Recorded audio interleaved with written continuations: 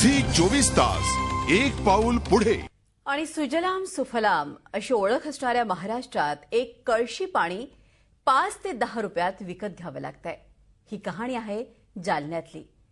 या शहरात महिन्यातून एकदाच नळाला पाणी येतं। जालना या शहरात महिन्यातून एकदाच नळाला पाणी येतं। शहराची वस्ती जवळपास 3 लाखांपर्यंत गेली आहे। मात्र या शहराला अजूनही सुरळीत पाणी पुरवठा होत नाहीये। दरवर्षी उन्हाळा सुरू झाला की जालनावासियांची पाण्यासाठीची फरफट सुरू होते। ज्या दिवशी नळाला पाणी येणार तो जालनावासियांसाठी सोन्याचा दिवस। एरवी टँकरसाठी दिवसेंदिवस वाट पाहावी लागते। टँकर आलाच तर पाण्यासाठी ही अशी मारामारी होते।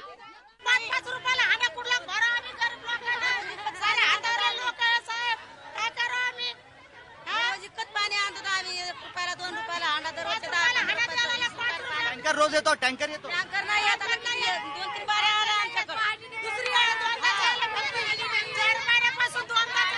बोरवेलला फक्त 15 मिनिटं पाण्याचा उपसा होतो। 10 ते 15 मिनिटात कुणाकुणाची तहान भागणार हा प्रश्न नागरिकांपुढे असतो। दुष्काळ पाणीच नाही प्यायला।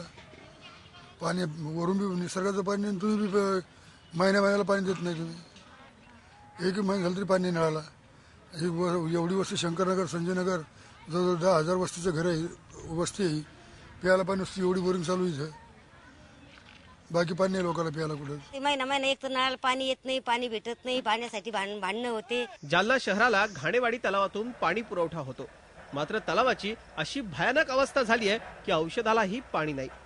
जायकवाडीतून जालना शहराला पाणी पुरवठा करणं शक्य आहे, पण राजकारण्यांची इच्छाशक्ती नाही।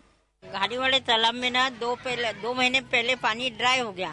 अब यहाँ टैंकर से पानी दे रहे हैं और यहाँ से शाहगढ़ से पानी ले रहे थे, लेकिन वो 25 साल पुरानी है तो उसमें भी बहुत से प्रॉब्लम आ गए। गेल्या कित्येक वर्षांपासून जालन्यात हीच परिस्थिती आहे। राज्याचे उच्च शिक्षण आणि तंत्रज्ञान मंत्री राजेश टोपे जालनेकराचे आहेत। जालनावासियांना आता टोपे साहेबांकडूनच अपेक्षा आहेत। झी 24 ताससाठी जालन्याहून विशाल करोळेसह अजित चव्हाण, मुंबई। झी 24 तास एक पाऊल पुढे।